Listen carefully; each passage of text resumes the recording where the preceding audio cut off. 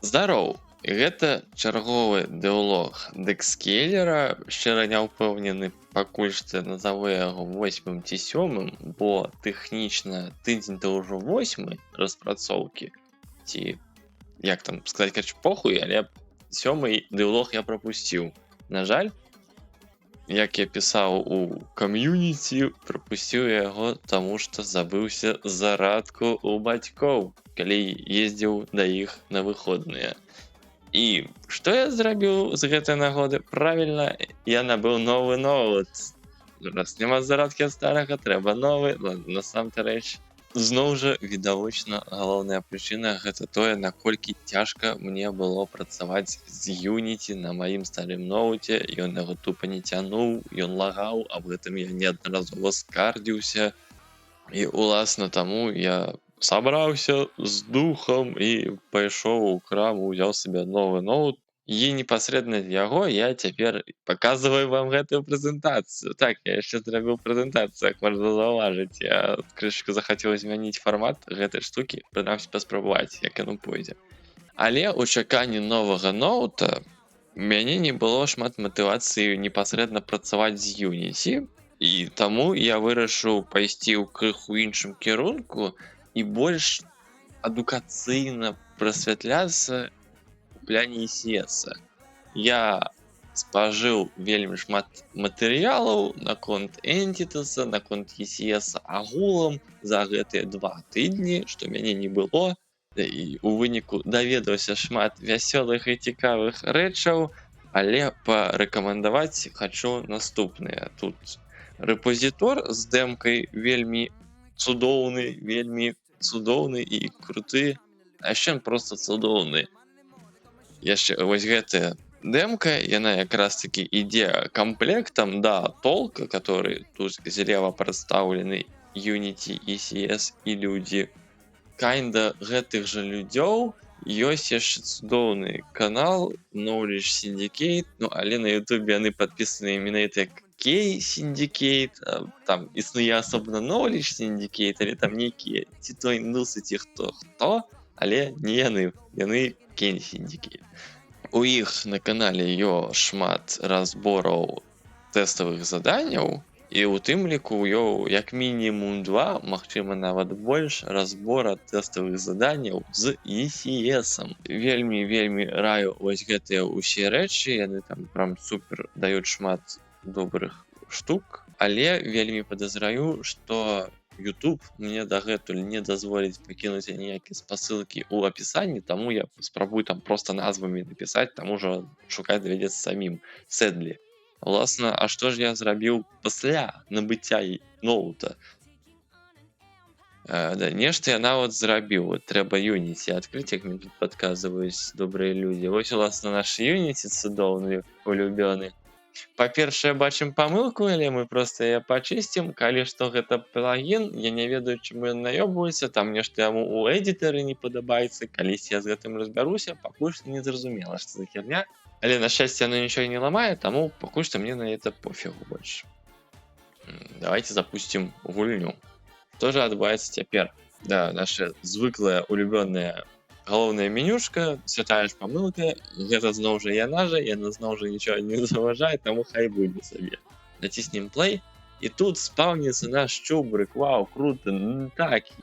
Нарэшце я зрабіў гэты лэйаут, который Асцёня адмалёўвала з прыгожым партрэтам, прыгожым усім, прынамсі драфтовая, але вельмі дапытлівыя яшчэ могуць убачыць вось тут вось нейкае задваенне лічбаў. Што за херня, чаму так адбываецца? А штука ў тым, што насамрэч тут стаіць ажно 2 юніта, вось тут Subtle Foreshadowing.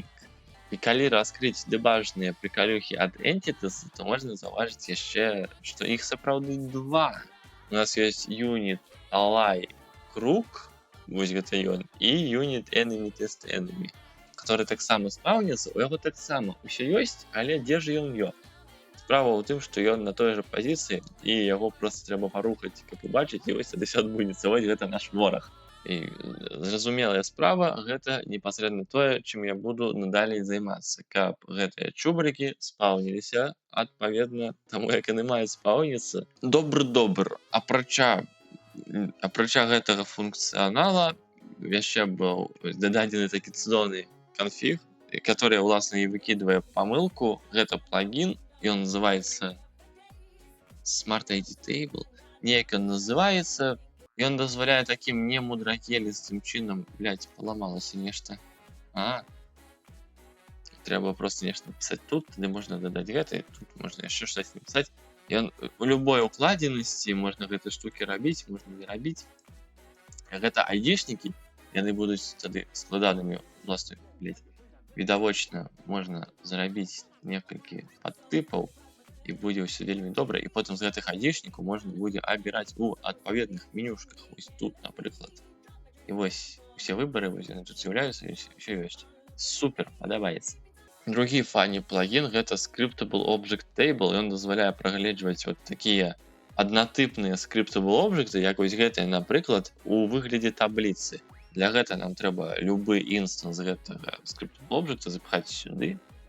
І вось ён падгрузіў. У мяне іх всяго толькі 2, але ўжо можна улавіць ідэю. Тут айдішнік указваецца, тут тып, там яшчэ падумаем наконт ліда, але алай і эльнымі дакладна ён. Здароўе, ягоная масць, ягоныя статы. Функцыянальна гэта збольшага ўсё. Я там шмат займаўся яшчэ падчысткай, каб перапрацаваць, каб яно ўсё прыгажэй працавала, і хачу крышку пахваліцца якраз такі прыкалюхай адной, якую я зрабіў. Matcher Builder. Зусім крышачку кантэкста.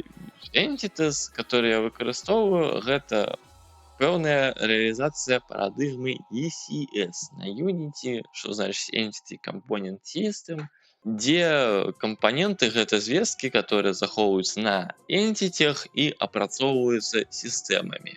Але відавочна сістэмам, каб апрацоўваць гэтыя энтиті з іхнімі кампанентамі, трэба іх неяк адфільтраваць бы. Таму у Entities есть такая штука, як матчеры. Злева гэта таксама моя надбудова над матчерамі энтитасаўскімі, але на дженерыковы лад.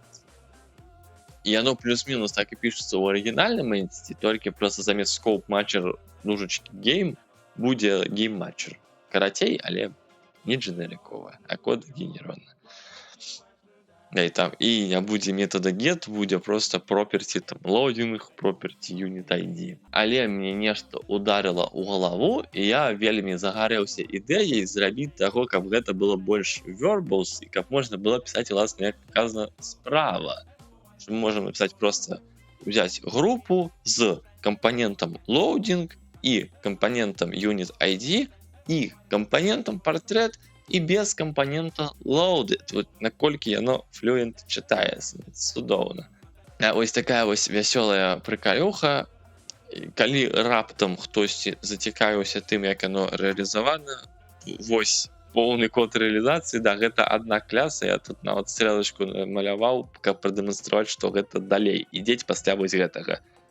Калі раптам камусьці захочацца гэта сабе стырыць, то вось бярыце. Магчыма, нават хтосьці лепш прыдумае гэта апрацаваць, бо мне крышку не падабаецца, там, што 3 калекцыі, гэта вся хуйня, але запусцім. Апрача гэтага ўсяго, на гэтых 2 тыднях яшчэ і мы, наша каманда, змагалася з Scope Creep. Калі раптам хтось не ведае, Scope Creep гэта калі у праекта разрастаецца непасрэдна ягоны скоуп. То бок падчас разробкі набягае вельмі шмат вельмі розных і вельмі амбітных ідэяў, і ўсе хочацца запхаць, і ўсё хочацца імплементаваць, але часу на ўсё не хапае. Уласна, такое разрастанне называецца Scope Creep'ом. У нашым декскейлеры хіба ён і не прям разрастаецца, але калі вось так вось распісваць гульню, то адчуваецца ўжо неяк надта ўсё складана. Я толькі што нават прыгадаў, што на папярэднім дыалогу, который быў, я нават паказваў свае запіскі варыята, дзе я намагаўся адлюстраваць структуры декскейлера, яе аналізаваць і прыдумаць, што жа можна выпіліць. Сам я нічога не прыдумаў, таму я вырашыў звярнуцца за дапамогай да нейрасеткі, менавіта да чата GPT, каб у яго запытацца, што ж можна выпіліць з маёй гульні, калі ў ёй вось такія вось механікі. Дзеля гэтага мне відавочна давялося поўнасцю распісаць усё, што плануецца ў гульні. Відавочна я нешта ды і прапусціў, але насамрэч тут атрымаўся кшталту сабе диздок. Вельмі такі сабе, але хоць нешта. І на той выпадак, калі нехта зацікаўлены, я яго нават так вось паспрабую плаўна пралістаць, каб вы маглі яго праглядзець і на маёй вельмі паламанай ангельскай і вельмі ўсё сумбурліва мітусліва прачытаць, што ж там плануецца ў гэтай нашай гульні. Але ChatGPT у адказ напісаў нейкую хуйню. Хто б мог падумаць, калі раптам зноў жа цікавіць адказ, можаце вось прачытаць, азнаёміцца, тут нічога карыснага няма, я гэтым у выніку так і не скарыстаўся.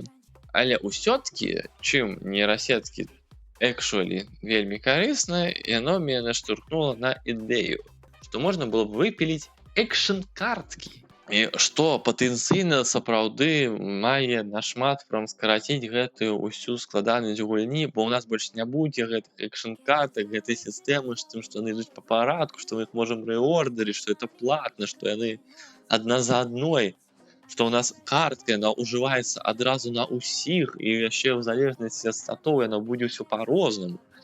Вось сколькі камплекснасці адразу проста уходзіць. І у нас будзе тупа, ёсць чувак, наш ход, тыкаем кнопку, усе нашыя проста б'юць усіх ворагаў, заўдаюць ім столькі шкоды, колькі ў іх ёсць пік, напрыклад. І сапраўды гэтае выдаленне дапаможа ў значна большай ступені сканцэнтравацца на героях, персанажах, іхнім лэйауце, расстаноўцы, каб іх было шмат, каб іх былі цікавейшыя механікі, etc. etc. А на гэтым у мяне ўсё. Дзякую за прагляд. ББ.